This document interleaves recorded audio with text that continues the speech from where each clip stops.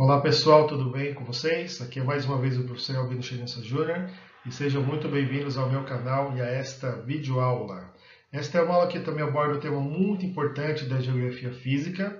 Como vocês já podem ver aqui no slide, nós vamos falar sobre os domínios morfoclimáticos. Lembrando que domínio morfoclimático é uma classificação também em relação aos aspectos naturais do nosso país.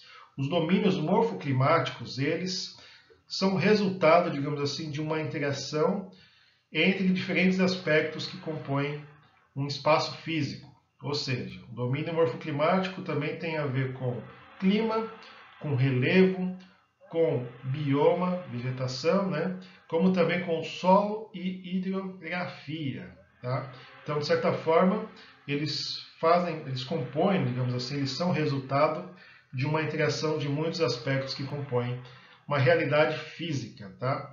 É bom citar isso porque muitos estudantes, inclusive, confundem, né, os domínios morfoclimáticos com os biomas. Isso se deve por quê? Porque os domínios morfoclimáticos, eles também são em 6, tá? Lembrando que os biomas são em 6, certo? E também o nome de alguns domínios morfoclimáticos é o mesmo nome de alguns biomas. Então é bem comum que muitos estudantes confundam, né, o que são biomas com o que são os domínios morfoclimáticos. Tá? Mas tenham isso em mente que o domínio morfoclimático é uma junção de diferentes aspectos físicos que compõem determinada região. Enquanto que os biomas, inclusive já teve uma aula a respeito aqui no canal, os biomas abordam simplesmente a relação entre fauna e flora, tá? Que compõe, digamos assim, uma harmonia, né, que a gente consegue identificar facilmente através da sua paisagem. Lembrando que a geografia trabalha principalmente com a questão da flora, tá? A geografia trabalha também quando a gente fala em animais, sim. Só que a questão da flora é muito mais perceptível à nossa visão, ou seja, a questão da flora é muito mais associada com a paisagem, que é um dos temas, um dos conceitos muito valiosos e muito importantes para o estudo do espaço geográfico. Ok? Então, tenham isso em mente, bioma não é sinônimo de domínio morfoclimático. No entanto, os biomas influenciam na classificação dos domínios morfoclimáticos juntamente com o clima, com o relevo, com o solo e com a hidrografia, que é o conjunto de águas que compõe determinada região. Lembrando que boa parte dos livros didáticos, né, e também das pessoas que estudam essa questão dos domínios morfoclimáticos, costumam associar esses domínios principalmente ao clima, à vegetação, tem a ver com os biomas, e também ao relevo. Ok? No entanto, também o solo e a hidrografia também possuem a sua contribuição, só que de certa forma eles não são tão citados assim, certo?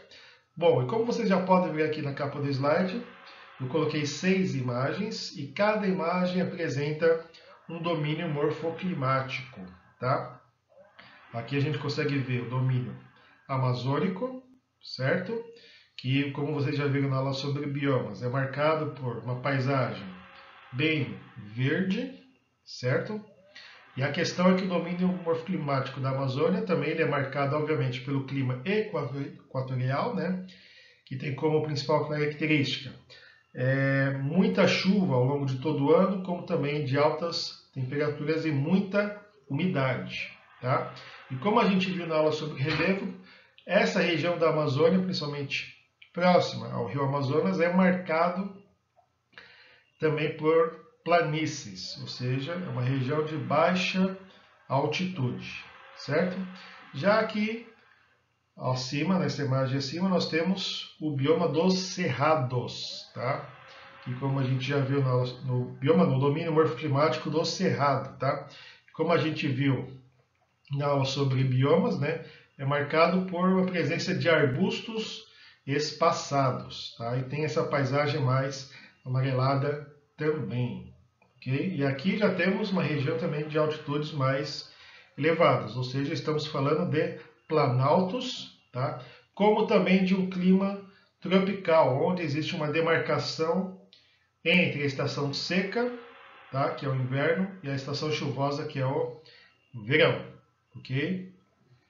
Há um outro domínio morfoclimático que tem um nome igual aonde o bioma, digamos assim, é esse aqui que está representando, está mostrando, melhor dizendo, na imagem, um cacto, tá? Ou seja, também existe o domínio morfoclimático das caatingas, tá? Vocês podem ver que é fruto, né, de um clima semiárido, ou seja, com pouca chuva ao longo de todo o ano, que faz com que tenhamos uma menor quantidade de espécies vegetais, tá? E que tenhamos também um solo, digamos assim, menos propício para a prática agrícola, ok? Então a gente tem essa paisagem bem amarelada, onde sobrevive apenas algumas espécies de vegetais que se adaptam bem a pouca quantidade de chuva, a baixa pluviosidade, certo? Aí temos 3 domínios morfoclimáticos que possuem outros nomes em relação a alguns dos biomas, tá? Nós temos aqui, inclusive, abaixo deste cacto, nós temos também aqui uma representação do bioma das araucárias, tá? Da mata de araucárias, que está no sul do nosso país, beleza? Vocês podem ver, inclusive, aqui umas espécies de árvores típicas, né, dessa região que não possuem, pelo menos em larga escala, em outras partes do nosso país, onde a gente pode, inclusive, citar a existência de muitos pinheiros, tá? Então, nós temos esta característica deste domínio morfoclimático, que também está em regiões de alta latitude e com uma enorme influência do clima subtropical, ok? Bom, aí os outros dois nós temos aqui, no lado esquerdo, que nós chamamos de mares de morros, tá? Vocês podem ver, inclusive, aqui na paisagem, presença de muitas colinas, tá? Muitos morros, certo? Que formam essa paisagem, digamos assim, de certa forma, ondulada, né? É a paisagem típica de boa parte do litoral do nosso país, tá? Quem vive principalmente aqui no Sudeste sabe muito bem do que eu estou falando, através, por exemplo, da Serra do Mar e também da Serra da Mantiqueira, ok? Então, esse domínio morfoclimático tem esse aspecto ondulado, ok? Por isso o nome mares de morros, tá? E esse domínio morfoclimático sofre uma enorme influência do bioma da Mata Atlântica, ou seja, uma paisagem também bem verde, beleza? E por fim, falando em paisagem verde, também temos aqui, que eu estou apontando com laser, o domínio das pradarias, tá? Que está presente apenas na região sul do nosso país. E por que esse nome pradaria? Porque pradaria é uma forma de conjunto vegetativo, digamos assim, bem rasteiro, tá? Que formam os chamados campos, ok? Quando a gente fala em pradaria também, a gente está falando em uma vegetação verde, igualmente, certo? Porque recebe, digamos assim, uma boa quantidade de chuva ao longo de todo o ano. Esse domínio morfoclimático tem muita relação com o bioma dos pampas, tá? Que a gente viu em aula passada, certo? Então, tenham em mente isso, que temos 6 domínios morfoclimáticos, né? E temos os domínios que nós podemos definir, que têm nomes iguais dos biomas, né? No caso, o amazônico, as caatingas e cerrados aqui, e as caatingas aqui, certo? Também temos 3 domínios morfoclimáticos que possuem nomes diferentes em relação a alguns dos biomas. Mares de morros, certo? As araucárias e também as pradarias. Beleza? Muito bem. E algo que vocês têm que saber também, que os domínios morfoclimáticos foram criados por Aziz Absaber, tá? Que é este senhor aqui da imagem, certo? Ele que quis, né, classificar o espaço físico do nosso país, tá? Tendo em conta uma busca por uma unidade e uma coesão entre os diferentes aspectos físicos. Por conta disso, ele levou em consideração o relevo, Daí, inclusive, vem a palavra morfo, de morfoclimático, tá? Como também clima, vegetação, solo e hidrografia, beleza? Então, este senhorzinho muito importante, um dos geógrafos mais famosos da história do nosso país, foi quem classificou, quem criou a definição dos domínios morfoclimáticos, beleza? E por fim, para finalizar a aula, né, nós temos aqui um mapa que mostra a localização desses domínios morfoclimáticos, dos 6 domínios, beleza? Então, amazônico, temos os cerrados aqui, beleza? Caatingas, beleza? Os mares de morro em verde claro, as araucárias aqui em rosa e as predarias aqui em amarelo. Em amarelo mais claro, digamos assim, nós temos também as faixas de transição, tá, entre os domínios morfoclimáticos, algo muito importante. A fronteira, a divisão entre os domínios morfoclimáticos não se dá de forma brusca, certo? Se dá de forma gradual. E essa gradualidade a gente consegue ver nas faixas de transição, beleza?